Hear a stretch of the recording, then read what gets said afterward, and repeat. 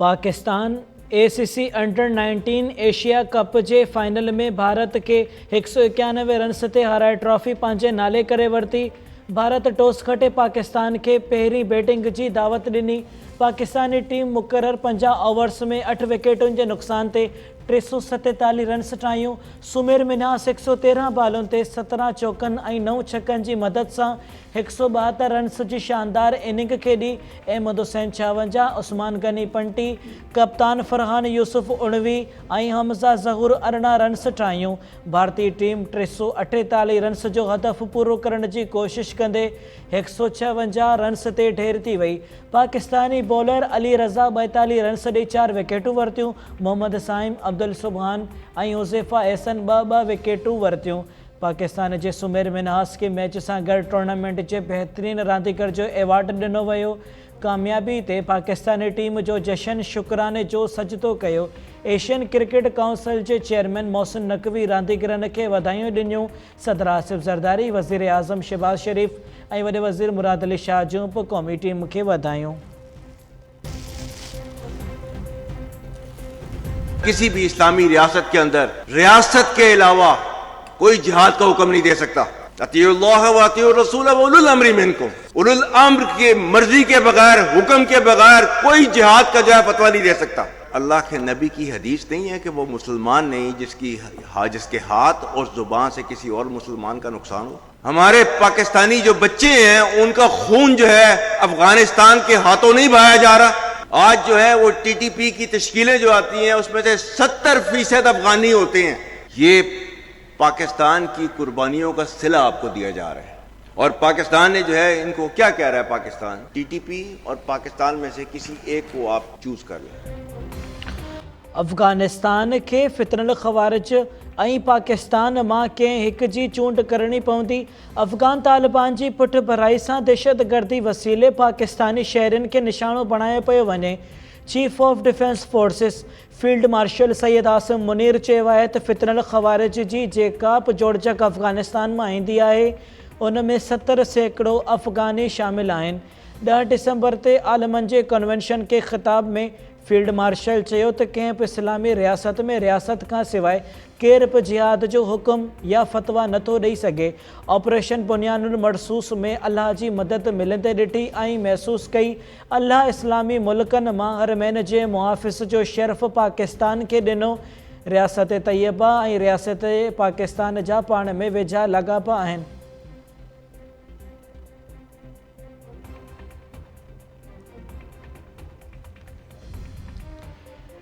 PTI बानी security risk न पर पाकिस्तान जी ज़मानत आहे। असां सम्झंदा हुआसीं त अमुन सूबाई हुकूमत क़ाइमु करे सघे थी, पर ईअं न आहे। असां सवाल बि कंदासीं ऐं एहतजाज बि। KP जे वॾे वज़ीर सुहेल आफरीदी जो क़ौमी कॉन्फ्रेंस खे ख़िताब। इस्लामाबाद में ऑपोज़िशन इतिहाद जे ॿिए ॾींहुं बि कॉन्फ्रेंस जारी। महमूद ख़ान अचकज़ई, अख्तर मेंगल, जावेद हाशमी, बैरिस्टर गोहर, असद कैसर, अलामा राजा, नासिर अब्बास, ज़ैन शाह, सफ़दर अब्बासी ऐं ॿिया अॻवान शरीक। शाहिद ख़ाक़ान अब्बासी कॉन्फ्रेंस खे ख़िताब कंदे चयो त मौजूदा हुक्मरान माज़ी जूं ग़लतियूं वरजाए रहिया आहिनि। बुनियादी हक़नि ऐं आइन खे बहाल कयो वञे।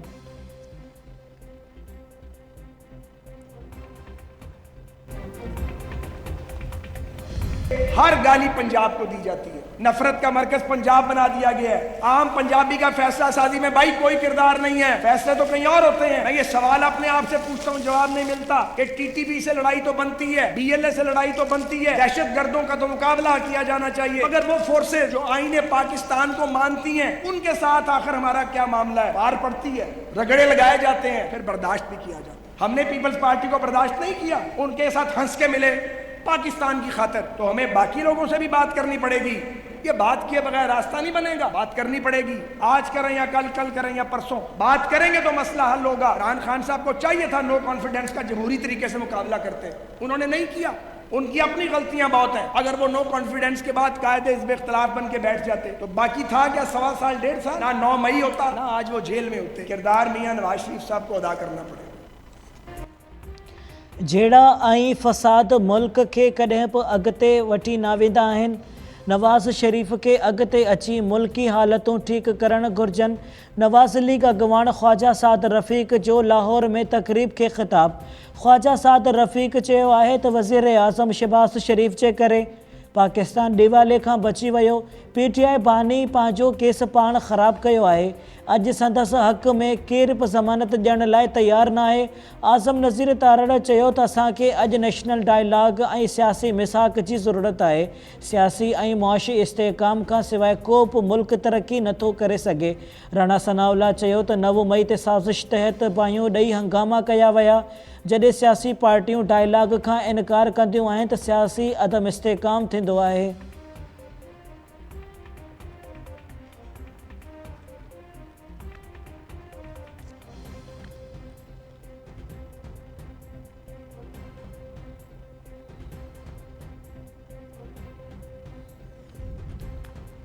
PTI बानी ऐं बुशरा बीबी सज़ा याफ़्ता आहिनि। छा एहतजाज वसीले सज़ा याफ़्ता खे आज़ादु करायो वेंदो आहे? ख़ैबर पख्तूनख्वा जे गवर्नर जी पेशावर में मीडिया सां ॻाल्हि ॿोल। फैसल करीम कुंडी चयो आहे त बुशरा बीबी कीअं गैर सियासी थी सघे थी। ॿुधायो वञे डी चौक रैली में केरु हो? छा बुशरा बीबी ख़ैबर पख्तूनख्वा जे ठेकनि में मुलविस न हुई? ख़ैबर पख्तूनख्वा जो वॾो वज़ीर सूबे खे दहशतगर्दनि खां आजो करण लाइ ऑपरेशन जी सपोर्ट करे। सूबे में अमन थींदो त सीड़पकारी बि ईंदी।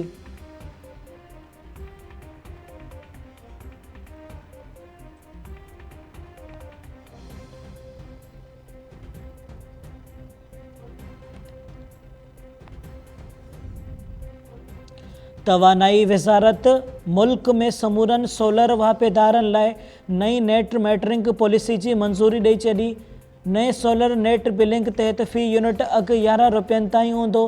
नेट मेटरिंग में सोलर वापेदार 25 रुपया 98 पैसा फ़ी यूनिट फ़ाइदो वठंदो हो। ज़रियनि मूजिबि वाधू सरचार्ज जी जाइ ते फ़ी यूनिट मुतबादिल तौरु ॾिनो वेंदो। अॻिते 25 किलोवाट खां घटि लोड जो लाइसेंस नेपरा खां वठणु लाज़मी हूंदो।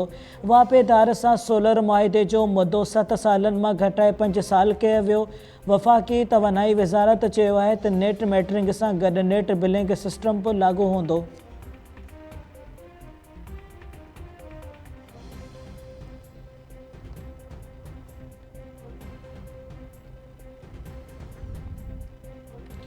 हैदराबाद में हुसड़ी पुलिस जी हिरासत में फ़ौत थियल नौजवान जे वारसनि जो SSP ऑफिस आॾो लाश सुधो धरणो।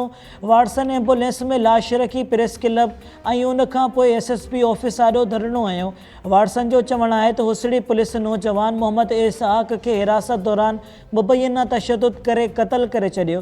पुलिस पाण खे बचाइण लाइ नौजवान जी सिहत ख़राब थियण वारी कूड़ी दावा कई आहे। SHO हुसड़ी सुधो ॿियनि एहलकारनि ख़िलाफ़ नौजवान जे क़त्ल ऐं तशद्दुद जो केस दाख़िल करण जो मुतालबो। सूबाई सलाहकार अब्दुल जब्बार ख़ान वारसनि सां ॻाल्हियुनि दौरान वाक़े जी अदालती जांच जी ख़ातिरी कराई। उन खां पोइ वारसनि SSP ऑफिस आॾो लॻल धरणो ख़तमु करे छॾियो। अदालती जांच ऐं ज़िम्मेवार एहलकारनि ख़िलाफ़ कार्रवाई न थियण जी सूरत में ॿीहर एहतजाज जो चिताव।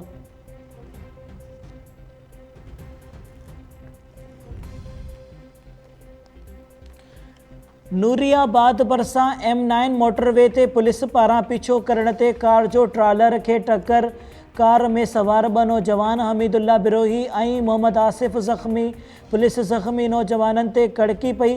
तशद्दुद सबबि ज़ख़्मी नौजवान हमीदुल्ला दम ॾेई छॾियो। वारसनि जो चवणु आहे त टंडो आदम खां निकितल कार सवार शादी में शिरकत लाइ वञी रहिया हुआसीं। पुलिस पीछो कयो। पुलिस एहलकार नौजवाननि खे हिसाईंदा रहिया। ज़ख़्मी नौजवान ॿुधायो त सादा कपिड़ा पहिरियल माण्हुनि बीहण जो इशारो कयो। असां खेनि धाड़ियल सम्झो ऐं अगवा जे ख़ौफ़ में कार न बीहारी। सादा कपिड़ा पहिरियल माण्हुनि गाॾी असांजे पोयां खां टकर हयो त कार सिधो वञी ट्रालर सां टकराइजी वई। SHO ज़ख़्मियुनि ते तशद्दुद कंदो रहियो। इलाइक़े वासियुनि जे पहुचण ते SHO सुधो पुलिस एहलकार फ़रार थी विया। नौजवाननि जे वारसनि जो आला इख़्तियारनि खां वाक़े जी शिफ़ाफ़ जांच कराए इंसाफ़ जो मुतालबो। ॿिए पासे राब्तो करण बावजूदि नूरियाबाद पुलिस वाक़े बाबति को बि मौक़िफ़ न ॾिनो।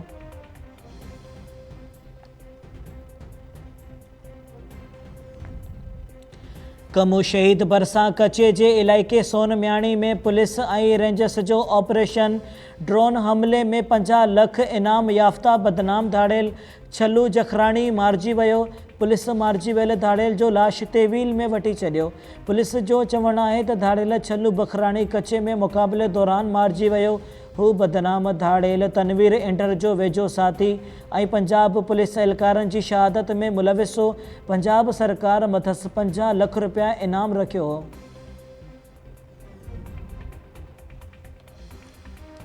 कराची खां लाड़काणो पहुतल बम डिस्पोसिबल स्क्वाड जो लाहौर कॉलोनी में धमाके वारे जाइ जो जाइज़ो। BDS जदीद औज़ारनि सां शाहिदियूं गॾु करे नमूननि जूं तस्वीरूं कढियूं। ॿिए पासे ज़रियनि जो चवणु आहे त IG सिंध पारां धमाके जी जांच लाइ जुड़ियल कमेटी सुभाणे धमाके वारे जाइ जो दौरो कंदी। DIG स्पेशल ब्रांच ज़ुल्फ़िकार लाड़ेक जी सरबराही में जुड़ियल कमेटी खे 3 ॾींहनि में रिपोर्ट पेश करण जो मैंडेट ॾिनो वियो हो।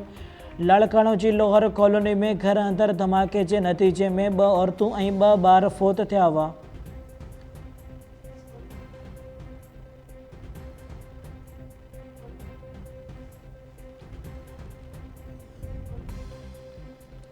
कंदकोट में डॉक्टर शहबाज़ नज़ीर खोसो जी बाज़ियाबी लाइ एहतजाज वारसनि ऐं सियासी समाजी तंज़ीमुनि जे अॻुवाणनि ज़रियत बिजाराणी, गुलाम मुस्तफ़ा मिराणी, दिलमुराद डहाणी, वकील मुनवर भुट्टो ऐं ॿियनि जी अॻुवाणी में सिटी पार्क खां प्रेस क्लब ताईं रैली कढी धरणो हयो वियो।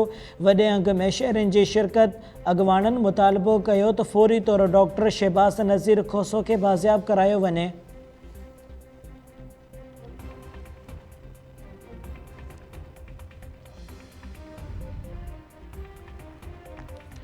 कराची जे इलाइक़े सदर में फिरियर हाल वटि तेज़ रफ़्तार गाॾी मोटरसाइकिल ते चढ़ी वई। 2 मोटरसाइकिल सवार नौजवान चिबाड़जी फ़ौत। इतला ते रेस्क्यू टीमुनि पहुची लाश अस्पताल मुंतक़िल कया। फ़ौतनि जी 16 वरियनि जे यश ऐं 18 सालनि जे धनराज तौरु सुञाणप। रुस्तम भरिसां कोच जी टक्कर में 2 मोटरसाइकिल सवार फ़ौत। मोटरसाइकिल सवार ॻोठ गाज़ी ख़ान पहोड़ वञी रहिया हुआ त हादिसो पेश आयो। फ़ौतनि में अब्दुल्ला पहोड़ ऐं संदसि सोट अब्दुल शकूर शामिल। इतला ते पुलिस पहुची कोच खे तहवील में वरितो। लाश अस्पताल में ज़रूरी कार्रवाई बाद वारसनि हवाले।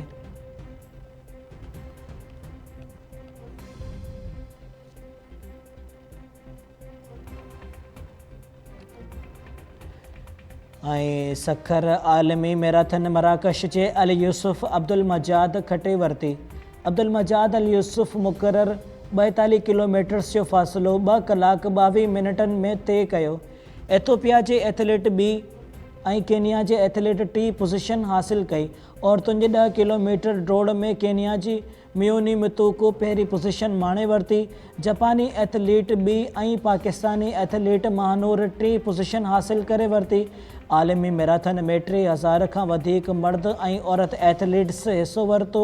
15 खां वधीक मुल्कनि जा एथलीट मैराथन में शामिल हुआ।